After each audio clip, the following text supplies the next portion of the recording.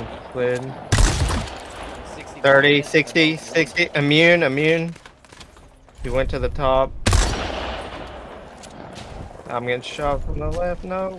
Fuck. I gotta go eat somebody's blood.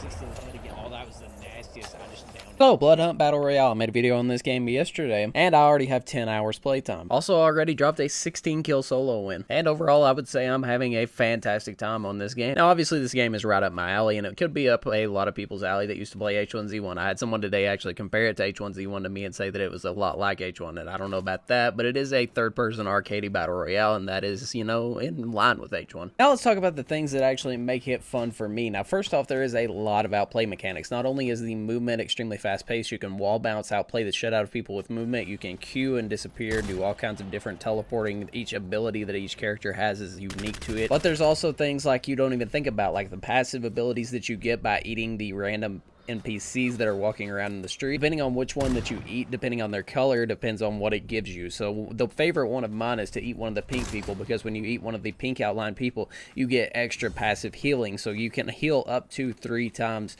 per second, 3 HP per second, or 4 HP per second actually.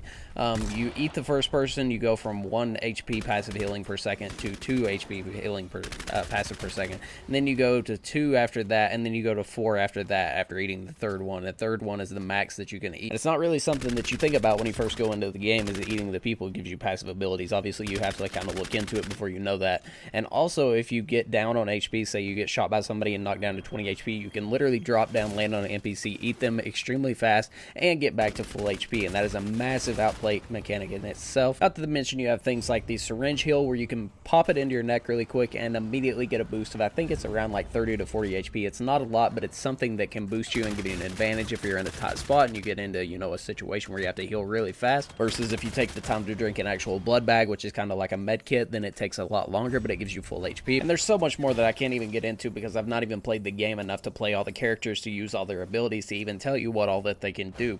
There's one character that has caustic gas in a trap that he can drop down, and then once you walk by it, it, you know, sets off a gas trap, just like the gas pods in Apex Legends. Character that can teleport, you put down one little spawn area, and then when you use it, it puts you back to wherever you put down that little spawn area at. So it's kind of like Glitch from Black Ops 3, if you ever played that, where you can glitch back to the spot that you pick. One character can go immune for a couple of seconds and not be able to be killed. He just gets like a kinetic armor, almost like also from Black Ops 3. And also, unlike most battle royales, the footsteps actually work in this game pretty well, but obviously you're really loud when you climb buildings and all that stuff, so it's not really that big of a surprise that you can actually hear people. People are loud as shit. But now let's get into the actual issues with the game. And I've heard that this has been in the game since the beta, which is not good, because the game is fully out now and it is still in there. But the biggest thing is the reload bug. If you've played this game, you've had the reload bug. You've had to have had the reload bug, and the only way that you can fix it that I've found is that you switch from the gun that is bugged to switching it from a primary gun to a secondary gun, or vice versa. Basically, you're stuck in a constant state of reloading, and you have no bullets in your gun, even though it reloads completely. So you'll get into a gunfight, you'll,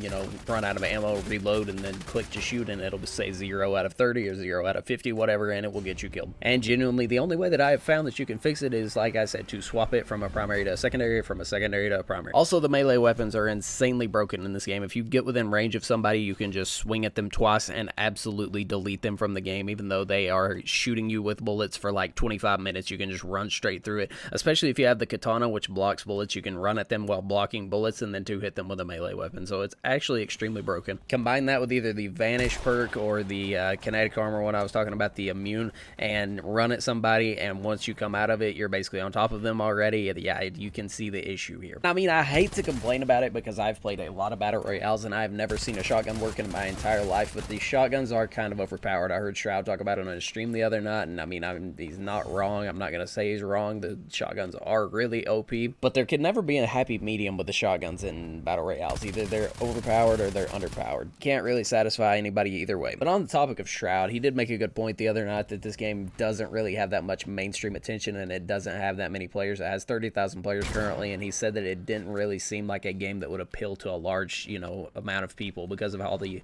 you know, weird things that it has, eating people, the abilities, it being a vampire game. I mean, it's a weird niche. It's not like, you know, Fortnite or Warzone where you just spawn in with a gun and you shoot people. You have all these abilities and all this kind of stuff to learn. But also Apex has all those kind of abilities and shit and like legends that you have to learn, and it's extremely successful, so you never know. Overall though, I haven't had a game that I've enjoyed this much in quite some time, which it could just be because I'm still in the honeymoon phase. Obviously, I've only been playing it for about 2 or 3 days, but I think it's really fun. Like I said, it's free to play on every single platform, and every single game is cross-platform, which is really strange. I mean, I spawn in just solo as I queue on a PC, and I get put into a PS5, Xbox, and PC lobby. Not really sure if you can turn that off or not. I haven't really tried, but it is weird to be put into a completely cross-platform lobby without having somebody on another platform playing with you. But that also keeps the lobbies extremely full, so that's also really good. Like I said though, if you want to go check it out, it is free to play. I'll leave a link to it down in the description, and I hope you guys enjoyed the video, and I'll talk to you in the next one. Peace.